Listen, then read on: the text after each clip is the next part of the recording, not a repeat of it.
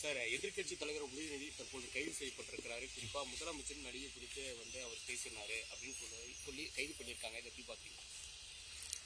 நேற்று தஞ்சாவூர்ல காவிரியின் குறுக்கே மேகதாதுவில் அணை கட்டுவது குறித்து ஒரு மிகப்பெரிய ஒரு கண்டன ஆர்ப்பாட்டம் எங்களுடைய கழகத்தினுடைய இளைஞரணி செயலர் மாண்புமிகு எதிர்க்கட்சி தலைவருடைய தலைமையில் மிக எழுச்சியோடு நடைபெற்றன.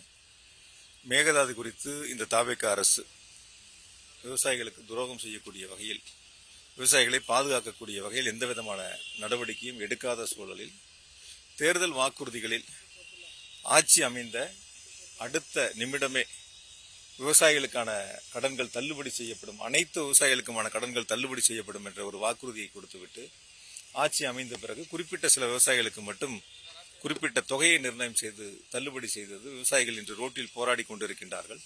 முழுமையான விவசாய கடன்களை தள்ளுபடி செய்ய வேண்டும் என்று.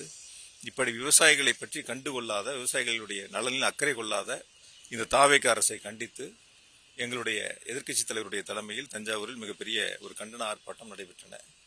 நாளை சட்டமன்றம் கூடுகிறது. நேற்று அந்த கண்டன ஆர்ப்பாட்டத்திலே எங்களுடைய எதிர்க்கட்சி தலைவர் சொல்லியிருந்தாங்க, நாங்கள் விவசாயிகளுடைய பிரச்சனைகளை சட்டமன்றத்தில் பேசுவோம் என்று.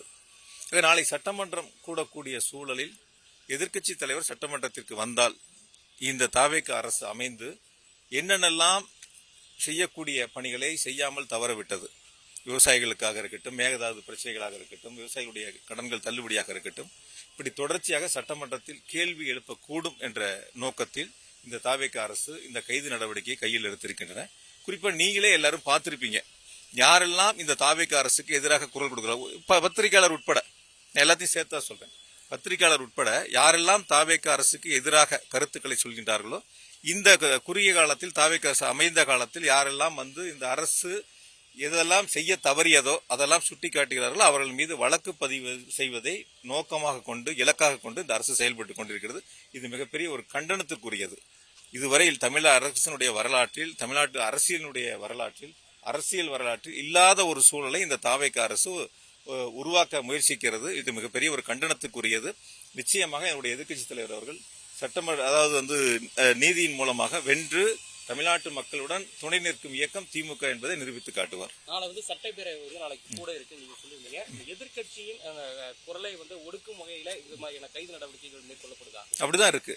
அதுதான் சொன்னேன் நான். எதிர்க்கட்சிகள் சட்டமன்றத்தில் எதிர்க்கட்சி தலைவர் பேசக்கூடாது, இந்த அரசுக்கு எதிராக யாரும் பேசக்கூடாது, இந்த அரசினுடைய அவலங்களை, இந்த அரசினுடைய மிக மோசமான சூழலை மக்களிடத்தில் எடுத்து சொல்லக்கூடாது, அது பத்திரிகைகள் உட்பட யாரும் பேசக்கூடாது என்ற நோக்கில் தான் இந்த வழக்குகள் பதிவு செய்யப்படுகின்றன.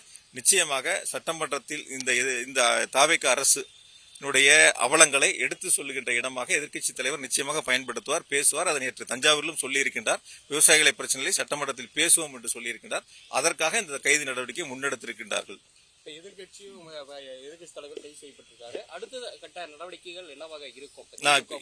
இப்பதான் நான் முடிச்சுட்டு வந்திருக்கிறேன், பாப்போம். இப்ப நான் அங்க போக வேண்டிய அளவு கையெழுத்து பத்திரிகை போடணுங்கிறதுனால இங்க வந்துட்டேன்.